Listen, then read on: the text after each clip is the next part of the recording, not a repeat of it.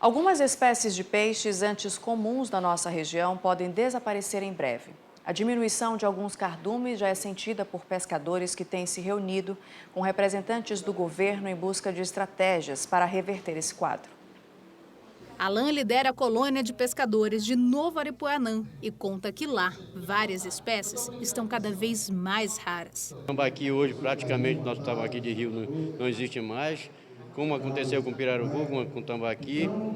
E a matrinchã já está ficando difícil, o curimatã, o pacu, a sardinha, são os peixes de mais comercialização, que mais é comercializado, que tem o maior valor comercial, então tá escasso. O problema, segundo ele, é a falta de fiscalização de órgãos ambientais e governamentais na pesca em todo o estado. O seguro-defeso, que é um salário mínimo dado para as populações ribeirinhas evitarem a pesca em época de reprodução de algumas espécies, é uma das estratégias de preservação. Mas cerca de 10% dos pescadores não receberam nenhuma parcela do benefício de novembro a março. Nós temos dificuldade com os órgãos ambientais, que não fazem o seu papel de fiscalização durante o defeso, e a gente fica brigando com as secretarias municipais, que são os nossos principais apoios no município, e a gente não tem. O Ministério Público fica distante da gente, nunca está lá para a gente fazer uma denúncia e nem buscar ajuda. Outro problema para preservar as espécies e criar mecanismos para melhorar a economia do estado por meio da pesca é a falta de dados. Da ausência de dados de desembarque, a ausência de dados de pesquisa, que a gente possa subsidiar essa tomada de decisões mais efetiva. Então, tanto o pescador como o pesquisador, ele vai muito na questão da suposição, ou da percepção de que aquelas espécies estão sumindo do sistema, e aí sim fazem a sua pesquisa para poder embasar as futuras decisões. Mas uma série histórica seria o ideal para que a gente pudesse ter um controle melhor. O tambaqui é uma das espécies mais consumidas no Amazonas. E mesmo assim, quase todo o pescado é importado de Roraima e Rondônia, por exemplo. Para os pesquisadores, é preciso mais interesse governamental. Esse controle de desembarque ele é realizado pelo governo, Então, o governo tem que ter medidas para que os seus setores sejam, a gente consiga levantar os dados importantes sobre pesca, sobre a biologia das espécies, os sistemas mais pescados, a situação dos estoques, e isso é muito possível através do controle de desembarque. E o Brasil é o país com o maior número de pessoas que sofrem com ansiedade. E além da medicação e as terapias para tratar a doença, os especialistas recomendam também métodos alternativos que ajudam a controlar o problema. Olhando rapidamente, parece ônibus de verdade, mas se observar melhor, vai ver que se trata de uma coleção de miniaturas sobre a história do transporte coletivo de Manaus. Tudo feito pelas mãos do Roan. Na verdade, é um resgate, no caso, do transporte coletivo da época da minha infância, adolescência, que eu curtia bastante. Eu já fazia nessa época como brinquedo e ficou como hobby. Isso eu fiz até os 15 anos e depois retornei a fazer para resgatar um pouco dessa história. Uma paixão de infância que hoje virou terapia ocupacional. Depois eu parei, voltei agora aos 35 como uma terapia ocupacional, porque fui diagnosticado com ansiedade e eu precisava de alguma atividade que ocupasse meu tempo, minha mente, meu tempo ocioso. Isso me ajudou bastante como terapia.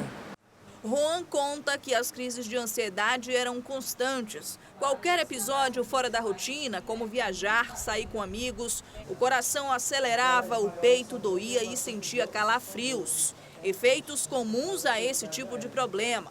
Nervosismo, medo, aflição, preocupação são algumas reações que a gente precisa conviver no dia a dia.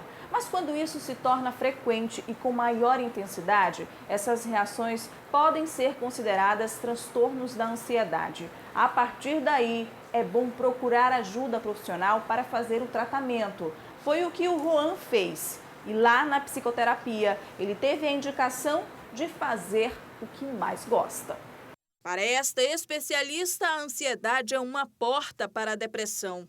Todos nós vivenciamos crises ansiosas, A gente sente ansiedade em fazer uma prova, ansiedade em prestar um concurso, uma prova, já tive pacientes com prova de Detran. Então, tudo isso deixa a pessoa ansiosa, mas não quer dizer que está sofrendo de um transtorno de ansiedade, né? Que é uma porta de entrada também para outros tipos de transtornos.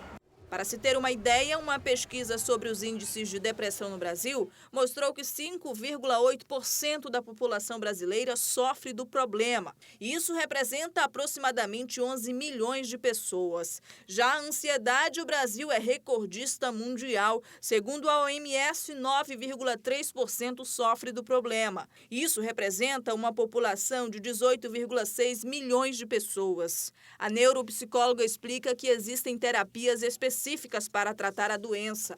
Quando é um caso de transtorno ansioso grave, né, eu sempre encaminho, eu vejo a necessidade do paciente e encaminho a um psiquiatra, porque ele vai tratar com medicamentos, né, tirar o paciente da crise e, lógico, que tem que continuar juntamente com a terapia, com a psicoterapia, porque é justamente a terapia que vai tirar a pessoa do quadro.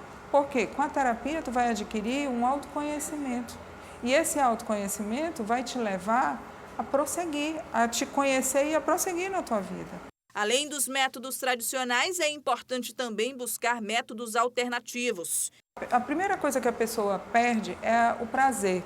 Prazer de viver, prazer de fazer certas coisas que fazia antes, né? Então, a gente tem que ajudar o paciente a retomar isso.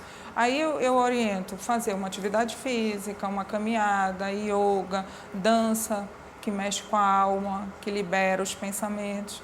Então, são esses, né, que você pode estar buscando junto com a terapia e junto com o medicamento. E para o Juan, mais que uma terapia ocupacional, é uma fuga para seus problemas. A cura da ansiedade com o artesanato acabou despertando sua criatividade.